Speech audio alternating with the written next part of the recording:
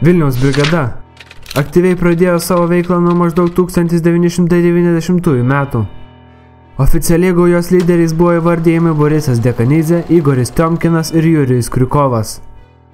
Tačiau spėliojama, jog kiti didieji gaujos lyderiai ir jos atstovai galėjo būti taip ir neišaiškinti. Ir po šiai dienai sėkmingai gyvena laisvėje, o kai kurie užima ar jau dabar užėmė aukštas pareigas valstybės valdymo institucijose. Gauja vykdė verslininkų reketą.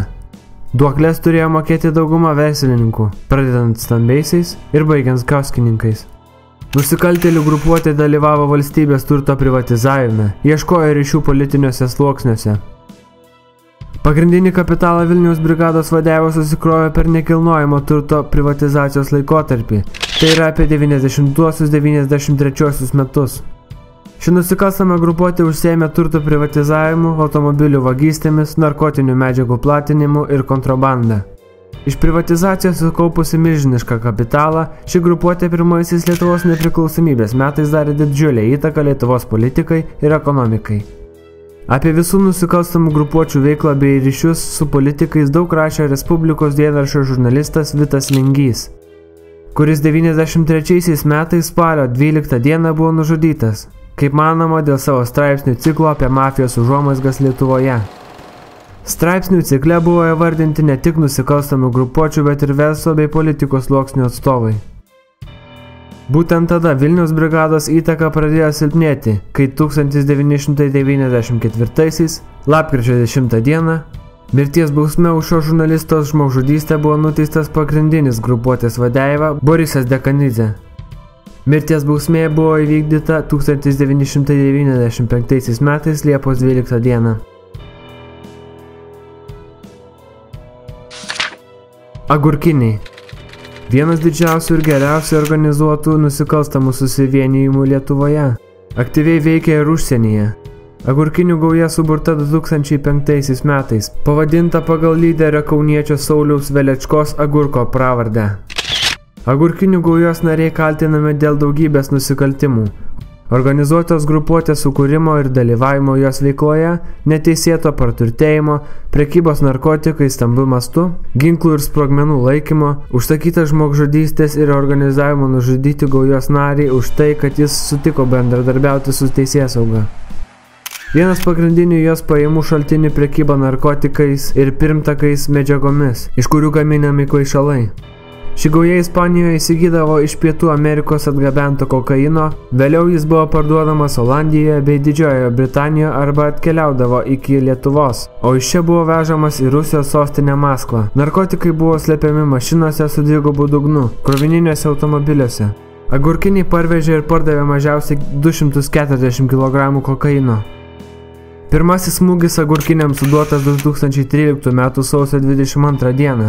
Tądien buvo sulaikyti 6 grupuotės vadeivos – Saulius Velečka Agurkas, Algimantas Ringaila, Norbertas Tučkus, Tadas Petrošius bei broliai Darius ir Andrius Petkauskai. Princai. Gauja savo veiklą pradėjo ir susikūrė apie 75 metus, kurios vadeiva tapo ką tik iš kalėjimo grįžęs dar labai jaunas Vidmantas Kovaliukas. Apie šios Šiaulių gaujos narių sumanumą, veiklą, populiarumą, praturtėjimą ir subirėjimą pasakojamos legendos. Nors šios grupuotės senokai nebėra, ji iki šiol žinoma labiau nei visa krūva šiandien siautėjančių nusikaltėlių gaujų. Sakoma, kad gauja palaikė neblogus santykius su daktarais ir Vilniaus brigada. Pagrindiniai gaujos vadeivos ir nariai – Vidmantas Kovaliukas, Amerikonas, Vladislavas Šiaulys, Žemaitukas, Vladas Baranauskas, Baranis, Vladas Stanaitis, Stalonė, Rolandas Stanaitis, Rulis, Gitanas Rasiulis, Brokeris. Apie 1990-uosius princai pasiekė savo šlovės ir vyravimo viršūnę. Princai buvo ėmėsi tvarkyti šalies naftos reikalus degalines ir kaip dauguma gaujų reketuodavo verslininkus ir kitus žmonės. Taip pat Šiaulių princai įdegė valstybinių aukcionų tvarką, kai prieš oficialų aukcioną būdavo neoficialus, kuriame tam tikrą procentą princams turėdavo mokėti visi. Žinoma, buvo ir tokių, kurie princų rengiamus aukcionus bandydavo ignoruoti. Tai paprastai jiems niekas nieko nesakydavo, tik paskui tą išpirktą turtą kažkas sudegindavo ar granatomis užmėtydavo. Grupuotė tuomet garsėjo savo iškiliomis kelionėmis į Palangą, kai 8 kartos ladų, be numerių, iškilmingom kolonom važiuodavo aiškinti santykius su kauniečiais ar kitomis grupuotėmis. Taigi grupuotė baigė savo veiklą apie 2003-2005 metus, kai didelė dalis jos narių buvo nuteisti, kitagi dalis iššaudyta ir žudyta. O nuo žudikų kulkų krito ir pats jos steigėjas ir ilgametis vadas – Amerikonas. Tulpiniai. Tulpiniai – viena žiauriausių Lietuvoje nusikalstamų grupuočių, veikia Panevėžyje. Gaujos vadeivos Virginijus Baltušis, Algimantas Vertelka ir Audrius Andriušaitis nuteisti laisvės atėmimo bausme iki gyvos galvos. Baltušis dalyvavo nužudant 22 žmonės, Vertelka 11, Andriušaitis 20 žmonių. Tulpiniai savo aukas sušaudydavo, pasmaugdavo, supjaustydavo ar tiesiog susprogdindavo. Manoma, kad gauja siekia užvaldyti Mažeikių naftą, todėl tulpiniai siejami su akcinės bendrovės Mažeikių nafta vadovo Gedimino Kiesiaus nužudymu 2000 metais. Gauja jau seniai baigusi veiklą. Vadeivos nuteisti iki gyvos galvos, o visi parankiniai išžudyti. Mat vadeivos bijodavo net savo šešėlio, šaudė visus, kurie žinojo apie jų juodus darbus. Daktarai. Daktarai arba slabadiniai, senais laikais dar vadinta marksiukų chebra arba tiesiog marksiukai, bene žymiausia ir legendinė Lietuvos nusikalstama grupuotė.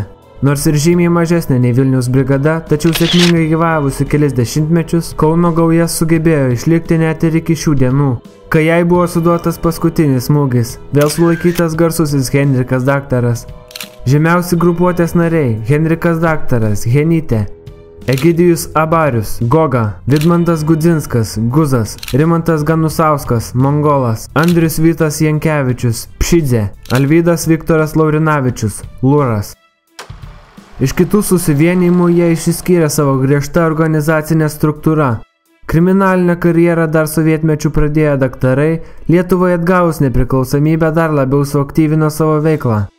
Gerai organizuota gauja, anksčiau užsiėmusi kailinių žvėrelių augintojų reketų, pralobo besiversdami spirito kontrabandą. Netrukus gauja užšiepė dar vieną aukso gyslą, prasidėjo sovietinio turto privatizacija. Vieša paslaptis, kad dominusi objektą norėjo įsigyti verslininkai, pirmiausia turėjo dalyvauti šešėlinėme aukcione, sumokėti duoklę gangsteriams už galimybę laimėti valstybinį aukcioną. Pagrindiniu privatizacijos ideologu galima vadinti Mongolą, iš kitų gaujos narių išsiskyrusiu intelektualumu. Kalbama, kad gaujos lyderis Henrikas Daktaras negalėjo pakęsti už jį kur kas sumanesnio Mongolo. Henytės pusbrolis dingo be žinios po vadinamųjų skerdinių, gaujos štabų tapusiame Vilijos restorane. 1993 m. spalio 7 d. 2 Kalašnikovo automatais ginkluoti azijietiškų bruožų vyrai ėmė šaudyti į ten susirinkusius gaujos narius. Išpuolio metu daktarui gyvybę išgelbėjo atsitiktinumas. Jis tuo metu buvo kitoje patalpoje, todėl žudikai jo nepastebėjo. Šiandien kai kurie iš daktarų sėbrų jau nebegyvi.